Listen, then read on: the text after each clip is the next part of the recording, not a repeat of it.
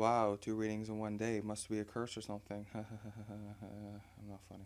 Anyways, I want to try reading something a bit more serious, so here's a creepypasta. Mr. Whitemouth, to be exact. It's not my most favorite one, but it's just pretty good, and I don't want to ruin my favorite ones with my horrible audio reading skills.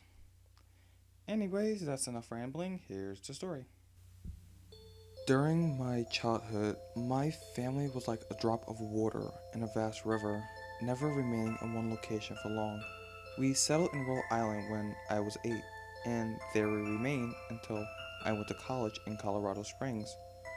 Most of my memories are rooted in Rhode Island, but there are fragments in the attic of my brain which belong to the various homes we had lived in when I was much younger.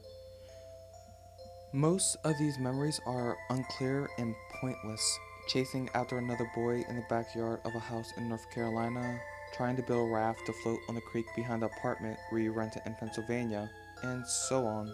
But there is one set of memories which remain as clear as glass, as though they were just made yesterday.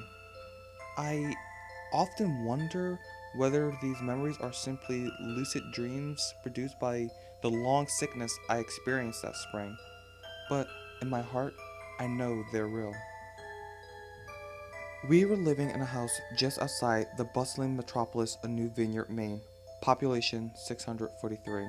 It was a large structure, especially for a family of three. There were a number of rooms that I didn't see in the 5 months we resided there. In some ways, it was a waste of space, but it was the only house on the market at the time, at least within an hour's commute to my father's place of work. The day after my fifth birthday, attended by my parents alone, I came down with a fever. The doctor said I had mononucleosis, which meant no rough play and more fever for at least another 3 weeks. It was horrible timing to be bedridden. We were in the process of packing our things and moved to Pennsylvania, and most of my things were already packed away in boxes, leaving my room barren.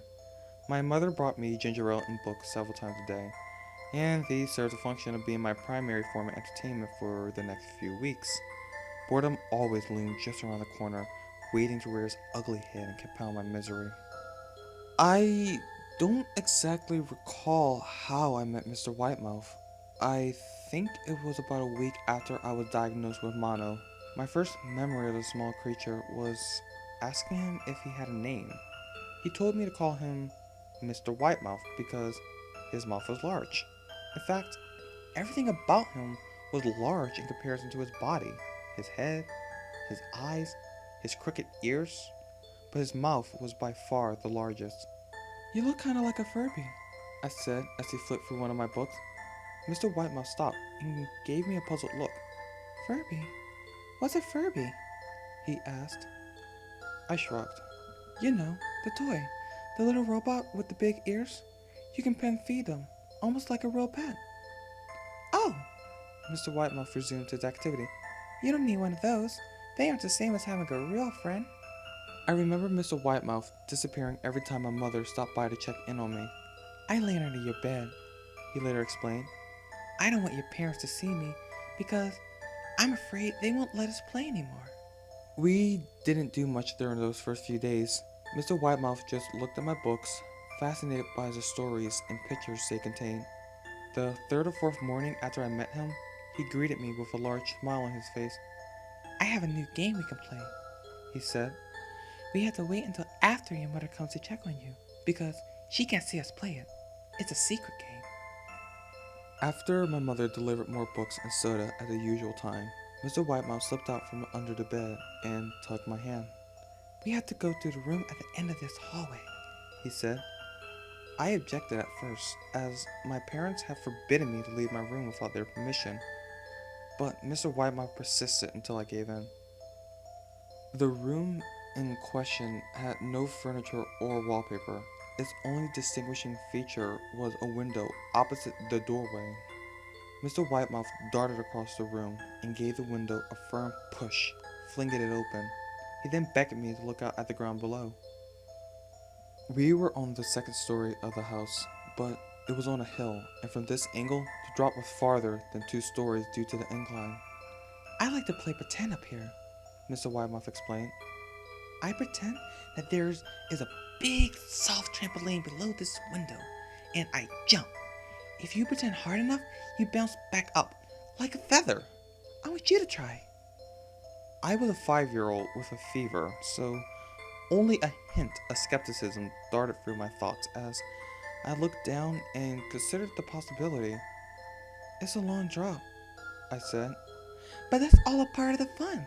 It wouldn't be fun if it was only a short drop. If it were that way, you may as well just bounce on a real trampoline. I toyed with the idea, picturing myself falling through thin air, only to bounce back to the window on something unseen by human eyes. But the realist in me prevailed. Maybe some other time, I said. I don't know if I have enough imagination. I could get hurt. Mr. Whitemouth's face contorted into a snarl, but only for a moment. Anger gave way to disappointment. If you say so, he said. He spent the rest of the day under my bed, quiet as a mouse. The following morning, Mr. Widemouth arrived holding a small box. I want to teach you how to juggle, he said. Here are some things you can use to practice before I start giving you lessons. I looked in the box. It was full of knives. My parents would kill me, I shouted, horrified that Mr. Widemouth had brought knives into my room, objects that my parents would never allow me to touch. I'll be spanked and grounded for a year. Mr. Widemouth frowned. It's fun to juggle with these. I want you to try it. I pushed the box away. I can't. I'll get in trouble. Knives aren't safe to just throw in the air. Mr. Widemouth's frown deepened into a scowl. He took the box of knives and slid under my bed, remaining there the rest of the day. I began to wonder how often he was under me. I started having trouble sleeping after that. Mr. Widemouth often woke me up at night, saying he put a real trampoline under the window, a big one that I couldn't see in the dark. I always declined and tried to go back to sleep, but Mr. Widemouth persisted. Sometimes he stayed by my side until early in the morning, encouraging me to jump. He wasn't so fun to play with anymore.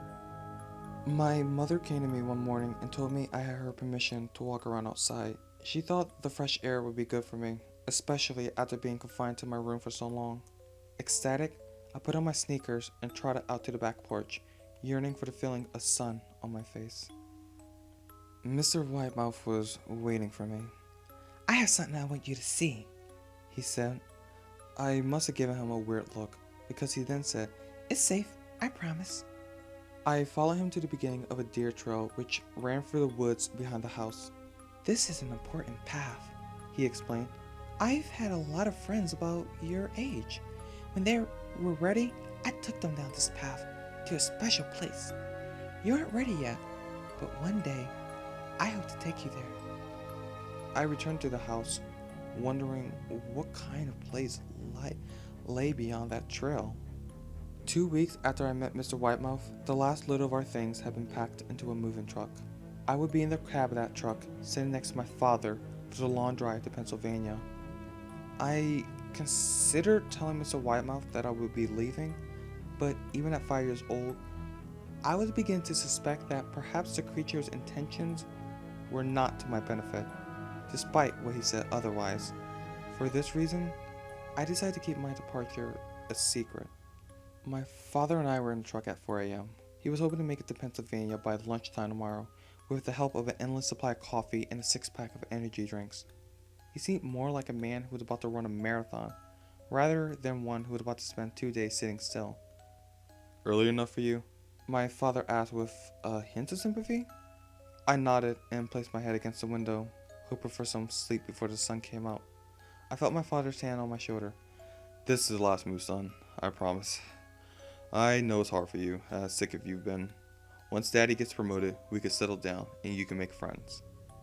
I opened my eyes as we backed out of the driveway. I saw Mr. Widemouth's silhouette in my bedroom window. He stood motionless until the truck was about to turn into the main road. He gave a pitiful little wave goodbye, steak knife in hand. I didn't wave back. Years later, I returned to New Vineyard. The piece of land our house stood upon was empty except for the foundation, as the house burned down a few years after my family left. Out of curiosity, I followed the deer trail that Mr. Widemouth had shown me. Part of me expected him to jump out from behind a tree and scare the living bejesus out of me. But I felt that Mr. Widemouth was gone, somehow tied to the house that no longer existed. The trail ended at the New Vineyard Memorial Cemetery. I noticed that many of the tombstones belonged to children.